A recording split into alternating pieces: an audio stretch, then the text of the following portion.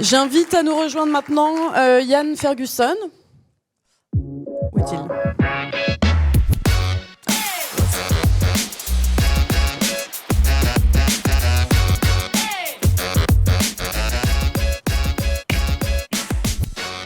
Ian Ferguson, donc bonjour, vous êtes directeur scientifique de Labor IA à l'INRIA. Vous allez nous expliquer peut-être ce que fait Labor IA. Vous êtes docteur en sociologie et aussi également chercheur associé au CERTOP à l'université de Toulouse Jean Jaurès. Vous avez été classé par l'usine Nouvelle parmi les 200 Français qui font avancer l'intelligence artificielle en France et dans le monde. Bravo. Vous allez aborder les enjeux sociétaux de l'IA, donc pas des moindres, ses impacts sur l'emploi, on en parlait déjà à l'instant, en tout cas sur les usages dans l'emploi, la qualité de travail ainsi que ce qui préoccupe les organisateurs de cette journée, à savoir la voie vers une IA digne de confiance. Merci beaucoup pour votre invitation. Je suis ravi d'être là avec vous. Donc le Labor IA, en quelques mots, c'est un programme de recherche et d'action qui a été initié par la ministre du Travail de l'époque, Elisabeth Borne, en fin 2021. Il y a une double origine, à la fois le rapport Villani en 2018 qui avait préconisé la mise en place d'une tête chercheuse pérenne sur la question de l'emploi, du travail et des formations. Et puis en 2020, la France qui lance avec le Canada au début, puis maintenant c'est une initiative multilatérale beaucoup plus importante, le Partenariat mondial pour l'intelligence artificielle, au sein duquel il y a un groupe Futur du travail et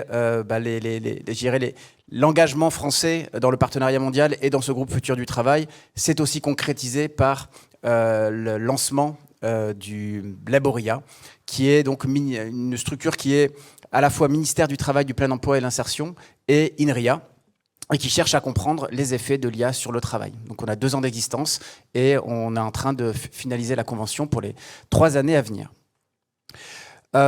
D'abord, la question de la régulation de l'IA et de l'éthique de l'IA, évidemment, en tant que sociologue, ce sont des choses qui sont majeures à mes yeux, parce que dès lors qu'on parle de normes, de valeurs, eh bien, on est, je dirais, dans le cœur de métier de la sociologie. La sociologie, sa vocation, c'est une discipline qui est née au moment de la révolution industrielle. On pourrait revenir avant, mais en tout cas essentiellement, le programme de la sociologie et de la recherche de la sociologie est né pendant la révolution industrielle en vue de comprendre les mutations des sociétés, en lien avec à la fois l'industrialisation des modes de production, la révolution industrielle et la révolution urbaine, avec cette question de comment on vit ensemble dans ces transformations extrêmement rapides, qui en plus détricotent les fondamentaux du vivre ensemble. Et donc, voyant tout ce travail de cristallisation et de formalisation des valeurs et des principes éthiques autour de l'IA, et puis maintenant de normalisation et de régulation, eh bien, j'y ai vu un processus de socialisation de la technique, c'est-à-dire comment une culture, une civilisation essaie de mettre en avant des valeurs, des principes fondamentaux, de les mettre au-devant de la technique, plutôt que simplement de parler d'impact de la technique, c'est-à-dire une espèce de technique météorite vis-à-vis duquel on devrait tous s'adapter, et bien montrer que non, on n'est pas condamné à cette approche darwinienne de la technologie, mais qu'on met en avant des valeurs, des principes auxquels, quelque part, on va plier la technologie pour qu'elle soit conforme à nos valeurs. J'ai vu aussi la preuve d'une maturité de la civilisation technologique. Généralement, quand on est mature en tant que personne, on essaie d'éviter le danger par anticipation plutôt que de l'affronter. Et jusque-là, nos trajectoires technologiques étaient plutôt innovation, des promesses reçues, évidemment, on innove parce qu'il y a des promesses, mais aussi découverte, chemin faisant qu'il y a un prix, et puis tentative, après coup, de s'adapter, de remédier au prix du progrès technologique. Et on est dans une période où une grande partie de l'argent public est dédiée à essayer de réparer quelque part des choses qu'on n'avait pas vues dans les révolutions technologiques précédentes.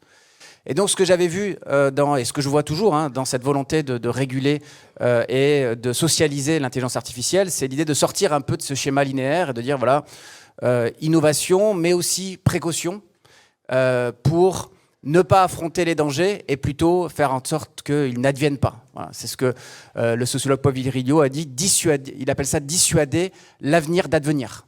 Voilà, un avenir catastrophique. Donc évidemment, les valeurs telles que la robustesse, la transparence, la croissance inclusive, la responsabilité et l'équité, c'est des choses qui me parlent.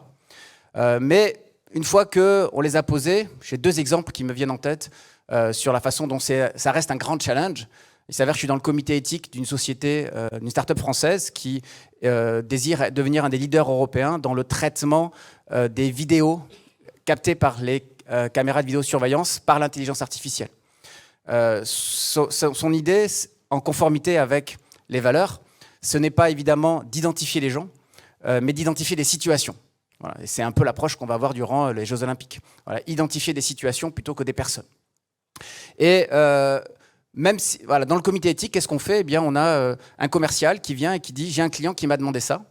Et puis, on écoute ensuite le CEO qui nous dit qu'est-ce que ça représente pour la société en termes de business. Et puis, on a les représentants du personnel qui disent voilà, qu'est-ce que ça pourrait signifier pour nous en termes d'impact sur les valeurs de l'entreprise. Et puis, il y a les éthiciens, on est 2 indépendants, qui viennent donner leur avis.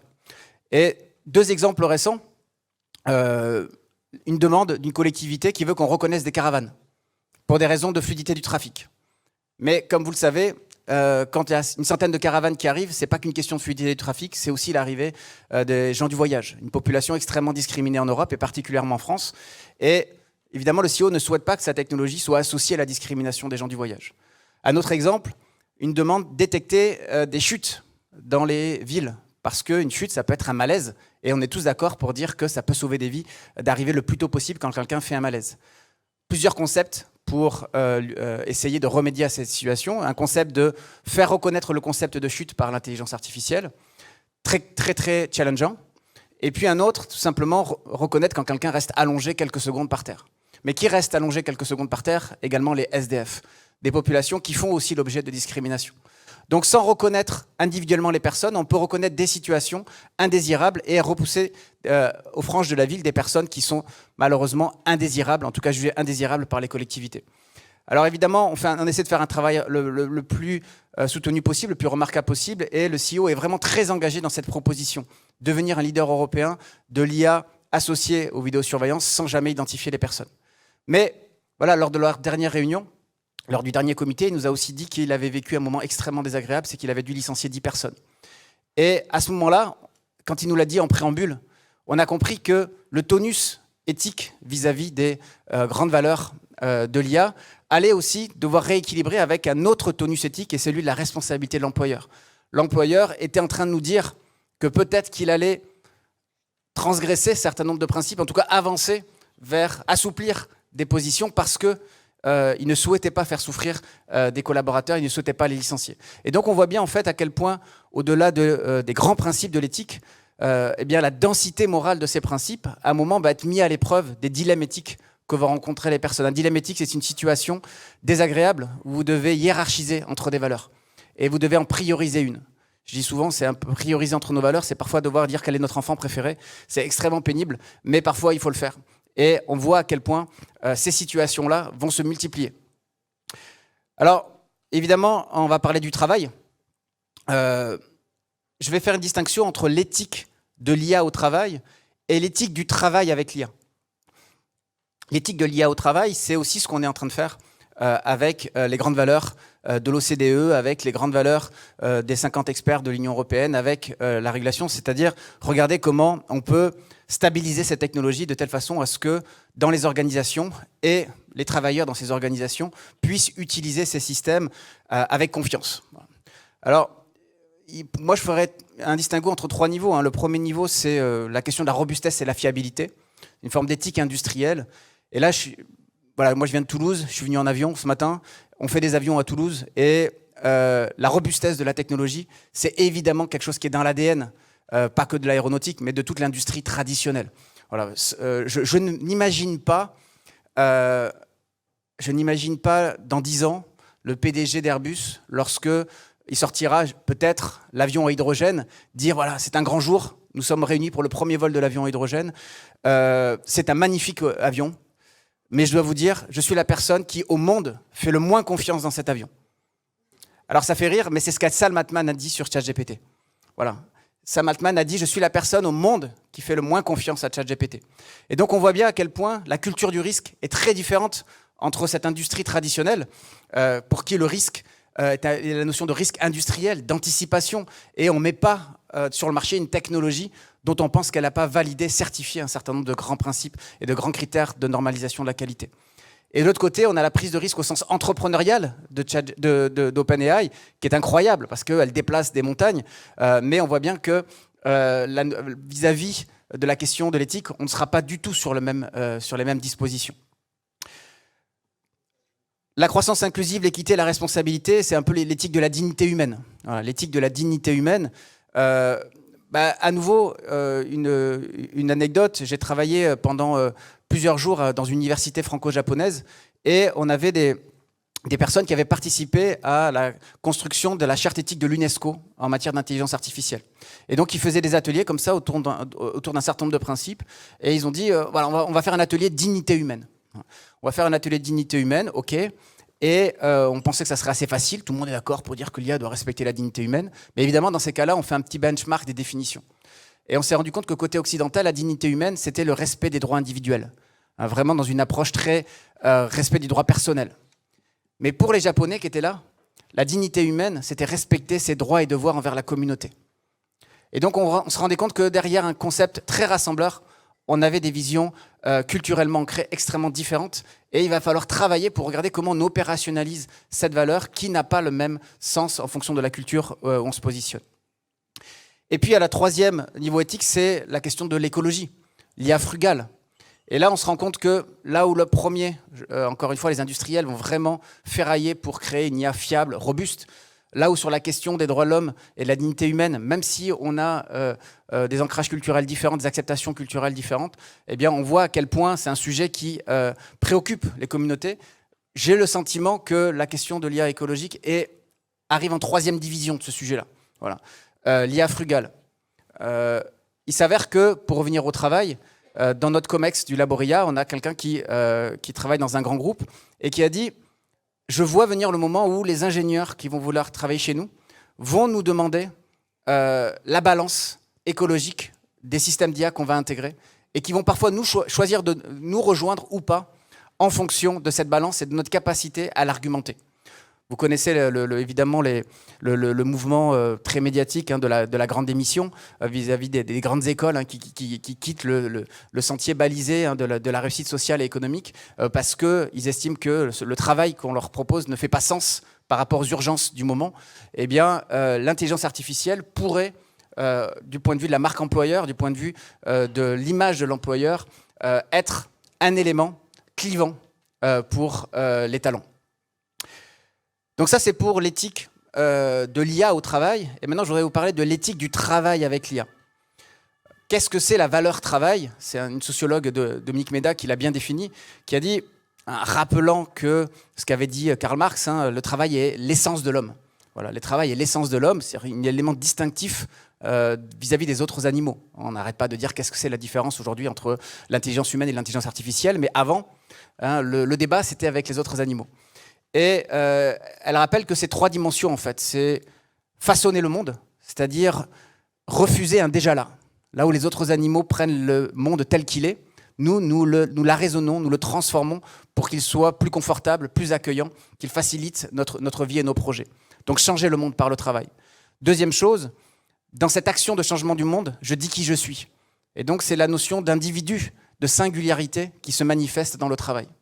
Et la troisième chose, mon travail, je le fais avec et pour les autres. Je le fais avec d'autres personnes et le fruit de mon travail, je ne vais pas en bénéficier directement. Quand j'assemble des voitures, je ne sors pas avec une voiture tous les jours. C'est pour d'autres personnes et donc c'est la dimension ultra-sociale de l'humain qui se manifeste par le travail.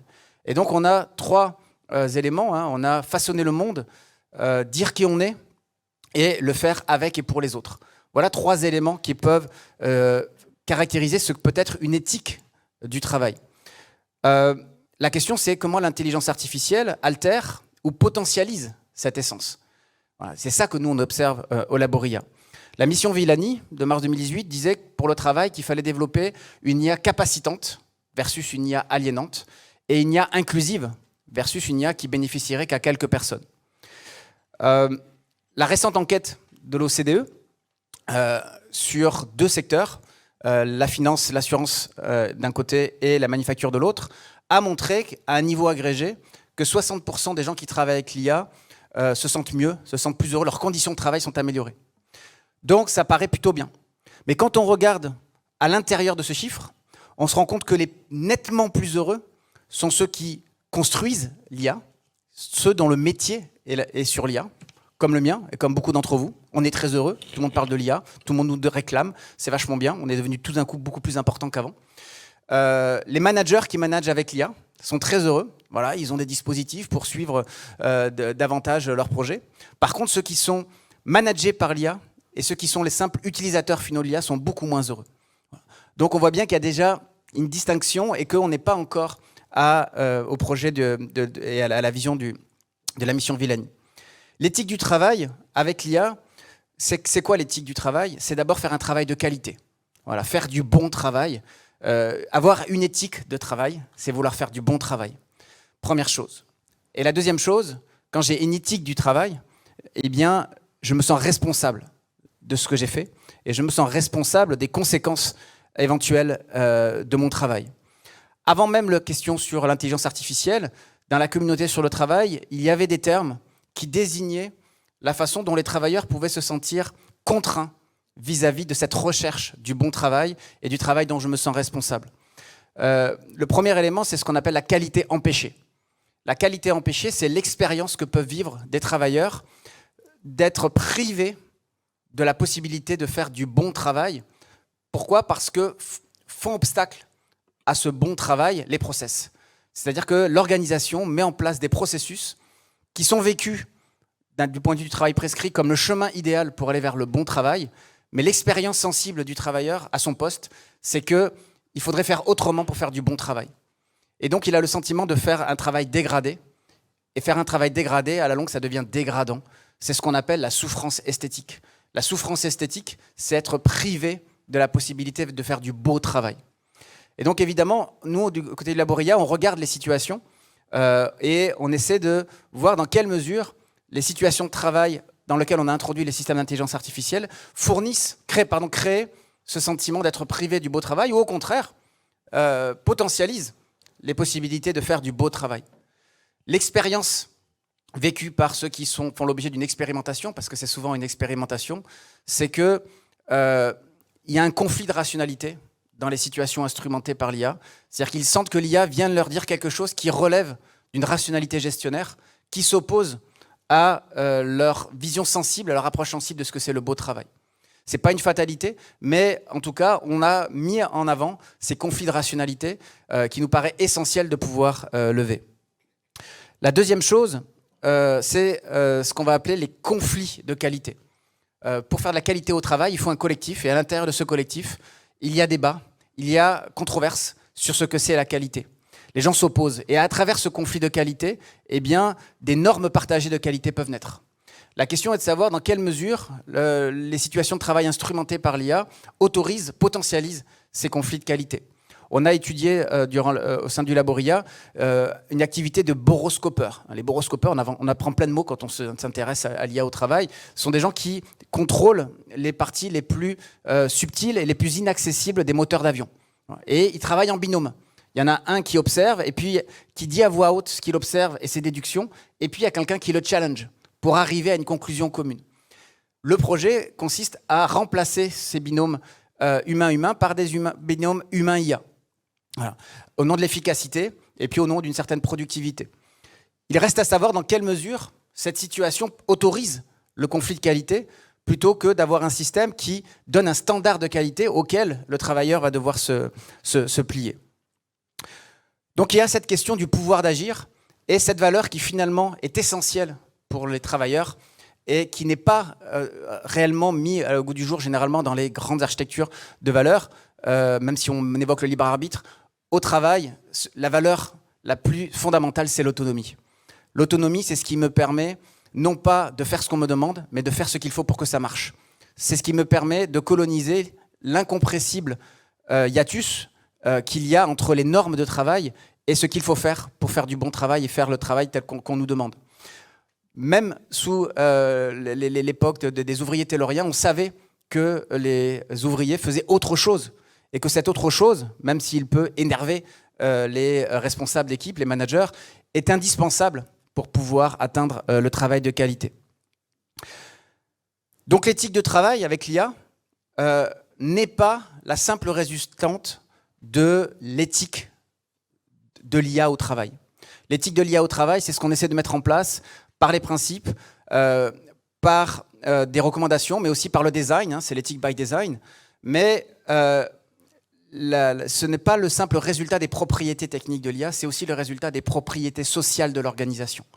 C'est-à-dire que ne chargeons pas l'IA de tous les vices, entre guillemets, de tous les désirs, de toutes les volontés. L'IA n'a pas d'agentivité. Ce n'est pas dans son projet de restreindre le travail réel.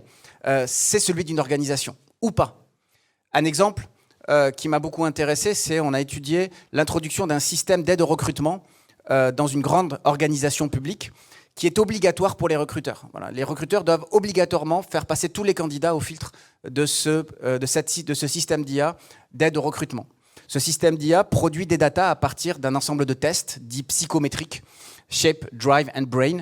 Shape, c'est l'analyse de la personnalité, Drive, c'est les motivations, et Brain, c'est les schémas cognitifs qui sont utilisés par le candidat face à des problèmes. Et ça crée de la data. Ça crée des liens entre les datas, ça va chercher d'autres bases de données et ça crée des matchs entre le candidat et l'offre qui a été produite par l'organisation. La préconisation du fournisseur de cette solution, c'est quand vous avez un 80% de match, il faut passer en deuxième entretien. C'est génial. Quand vous avez entre 60 et 80, réfléchissez. Quand vous avez en dessous de 60, n'y allez pas, tout le monde perd son temps. Eh bien, ce n'est pas ce qu'a fait l'organisation. L'organisation a dit, le recruteur a toute la liberté de pouvoir refuser un 80%, passer un 50%, en fonction de ce qu'il a ressenti durant l'entretien. Obligation d'utiliser le système d'IA, mais ce système d'IA, il va le réintroduire dans sa propre liberté de jugement. Et s'il y a liberté de jugement, il peut y avoir responsabilité. Parce qu'il ne peut y avoir responsabilité que s'il y a liberté.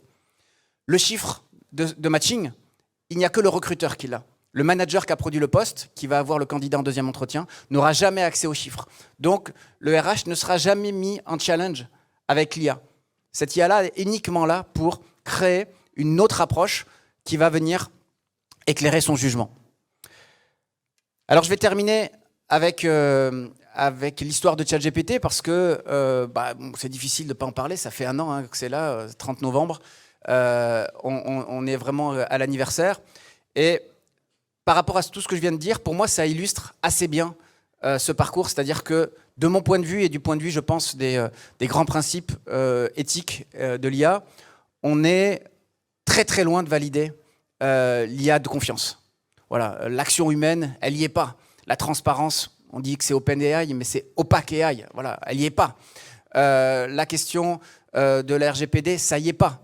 Voilà, la question du bien-être sociétal environnemental, ça n'y est pas. La robustesse, ça n'y est pas. L'équité, aucun des principes n'est là. Et pourtant, trajectoire d'adoption incroyable. Même si on n'a pas tous les résultats, tous les chiffres, on sait que ça a été très rapide. Et du point de vue du travail, moi, ce qui m'intéressait, c'est comment, d'un côté, on avait des cas d'usage de l'IA au travail, c'est-à-dire des projets de l'entreprise pour mettre de l'IA auprès des travailleurs qui, plus ou moins bien respectaient quand même ces principes de l'IA de confiance, aboutissaient à 10 à 15% de déploiement au final. On avait un taux d'échec énorme de déploiement et on l'a toujours. Et puis de l'autre, on a ChatGPT, IA qui arrive comme ça, grand public, fait pour tout et fait pour rien, qui arrive directement sur l'ordinateur des collaborateurs qui y voient une utilité. Et c'est eux qui vont fixer, positionner le curseur de l'usage. Ils vont définir des pratiques. Elles ne sont pas forcément bonnes, elles ne sont pas forcément mauvaises, mais par contre, ça libère leurs propres pratiques. On a fait des études pas hyper scientifiques, mais on a mis en place des petits sondages sur LinkedIn. On a dit aux gens, décrivez-nous une histoire d'utilisateur, ce qu'on appelle un user story. Et on a vu des gens, en fait, ils bricolaient. Voilà, ils bricolaient avec ce truc. Ils disaient, voilà, j'ai fait ça n'a pas marché, du coup, après, j'ai fait ça, puis à la fin, j'ai eu un truc. Maintenant, je ne sais pas trop si je vais continuer. Et puis surtout, je ne le dis pas à mon manager. Vous le savez, un peu moins de 70%, et c'est vrai en France et aux États-Unis, des utilisateurs de ChatGPT au travail l'ont caché à leur manager. Peut-être qu'ils avaient un peu honte, peut-être qu'ils avaient peur qu'on dise qu'il n'y a plus aucun mérite à faire ce qu'ils ont fait s'ils ont mis l'IA. Et puis si jamais le manager est content, prendre toute la reconnaissance. Parce que tous ces sujets-là de mérite, de reconnaissance de ce qu'on a le droit de faire et de ne pas faire, ils ne sont pas encore tranchés.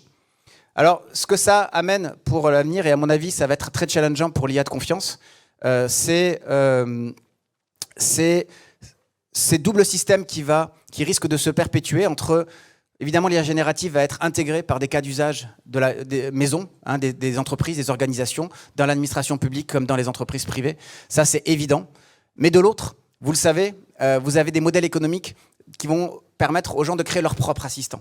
Voilà. Ils vont pouvoir créer leur propre assistant sur des plateformes qui, elles, ne seront pas forcément hyper compliant avec ni les grands principes de la boîte, ni les grands principes de l'IA de confiance. Et on risque d'avoir ces deux trajectoires, un peu comme il y a eu au début avec Google, quand les entreprises disaient « touchez pas à ça, c'est dégueulasse, on ne sait pas d'où ça vient, on va faire un intranet maison super contrôlé » et on sait ce que ça a donné.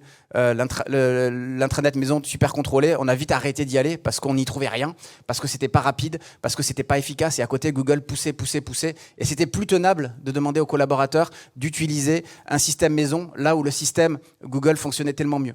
Et donc, un des grands défis, et j'étais chez Airbus la semaine dernière, et ils l'ont vraiment identifié, c'est de réussir à voir comment on va pouvoir satisfaire des usages qui seront un peu libérés, comme peut le promettre l'IA générative façon ChatGPT, et en même temps, en les maintenant dans un cadre digne de confiance pour la société et pour les organisations. Merci.